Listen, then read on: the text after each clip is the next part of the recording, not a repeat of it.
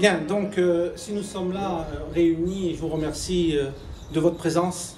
Comme vient de le dire notre ami Franck, c'est la cérémonie du souvenir à la mémoire des victimes civiles du bombardement qui a eu lieu le 26 mai 1944.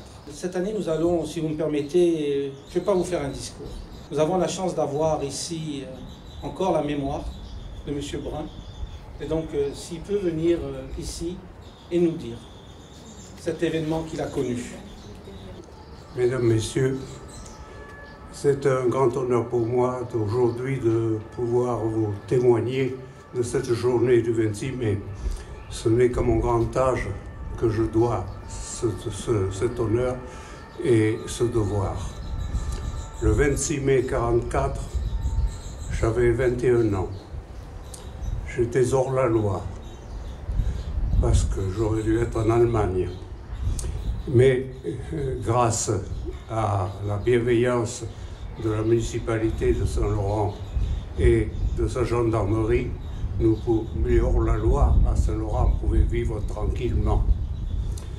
Ce jour-là, donc, cette journée apocalyptique du 26 mai, je me trouvais au Square Ben, lorsque les sirènes ont annoncé le début de l'alerte.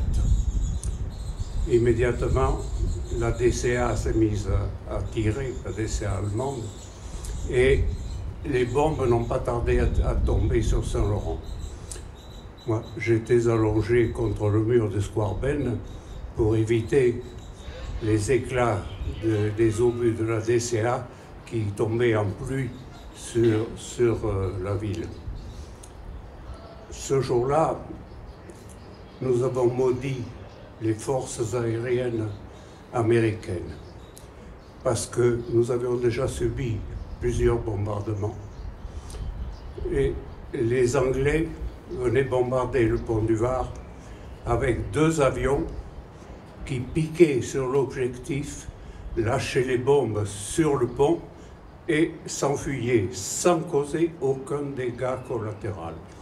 Alors que les Américains, avec leurs bombardiers, les forteresses volantes à 8000 ou 9000 mètres d'altitude, arrosaient carrément toute la ville de Saint-Laurent-du-Var, causant des dégâts absolument incroyables. Lorsque l'alerte a été terminée, immédiatement, nous avons su qu'au quartier de la gare, il y avait eu beaucoup de victimes. Effectivement, un train qui se rendait sur Nice s'était arrêté avant le pont et à hauteur de la collinette, avec tous ses passagers, avait été arrosé par les bombes. Il y avait là de nombreuses victimes. C'était absolument épouvantable. Il a fallu transporter tous les corps depuis la collinette jusqu'à un aérolium. C'était un grand entrepôt où on déposait la fleur d'oranger et avec les charretons, on a remonté tous les corps déchiquetés, des morceaux de toutes les victimes qui se trouvaient dans le train et à proximité du train. À proximité du train, il y avait d'ailleurs le père de notre ami Pierre Sauvégot, qui était en bicyclette sur la Nationale 7. Il se rendait à Nice, à la prison, pour rendre visite à son fils Pierre, qui à ce moment-là avait été arrêté par la Gestapo. Il y a laissé la vie. Il y avait évidemment aussi pas mal d'autres victimes. Je dois ici vous faire part de l'attitude héroïque des 3 religieuses qui étaient à Saint-Laurent-du-Var, qui ont fait un travail extraordinaire à un aérolium. Elles ont reconstitué les corps comme elles ont pu. Elles les ont lavés, nettoyés, avec l'aide de quelques personnes de la Croix-Rouge française qui étaient également là. Aujourd'hui, je voulais apporter ce témoignage parce que malheureusement, nous ne sommes plus très nombreux à pouvoir relater ces faits.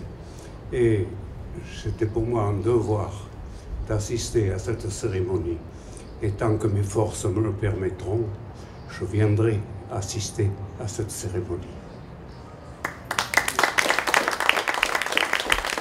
En tout cas, pour nous, la municipalité était important non seulement de se rappeler des événements sur la commune de Saint-Laurent-du-Var, ce devoir de mémoire qui est essentiel pour la transmission à nos enfants, petits-enfants, aux élus. Et bien sûr, vous dire toute notre solidarité, notre amour aussi, parce qu'aujourd'hui, vous avez défendu Saint-Laurent-du-Var. Et lorsqu'on voit aujourd'hui, au moment des travaux sur K3000, pour ne pas le citer, que nous avons encore des obus, puisque nous trouvons des obus, Patrick, sur ce site en travaux, des obus de la Seconde Guerre mondiale et plus particulièrement aussi des obus de la Première Guerre mondiale. C'est quand même incroyable. Et donc là aujourd'hui, les travaux, bon, bien sûr, vont continuer, le temps de mettre tout ça en sécurité.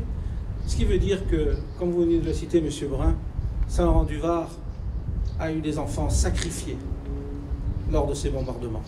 Et si nous sommes là aujourd'hui, c'est pour se souvenir de ces victimes civiles. Avec la municipalité, avec les élus présents et en mon nom.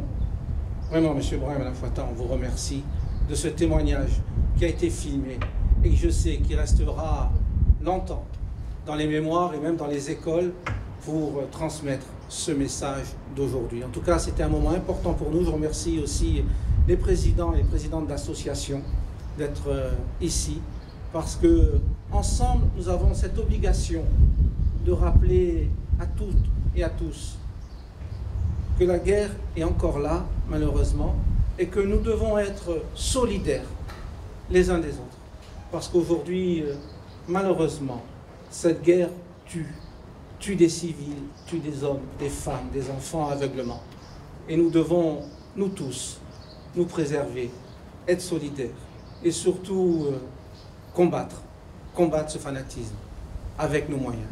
En tout cas, je vous remercie. Je remercie les porte-drapeaux qui portent avec fierté ces couleurs, ce bleu, ce blanc et ce rouge, qui sont bien sûr symboles de notre patrie, de cette nation, et fiers de notre drapeau laurentin. En tout cas, mesdames, messieurs, soyez sûrs qu'au nom de la municipalité, nous ferons tout pour garder cette unité au sein même de Saint-Laurent-du-Var. Je vous remercie.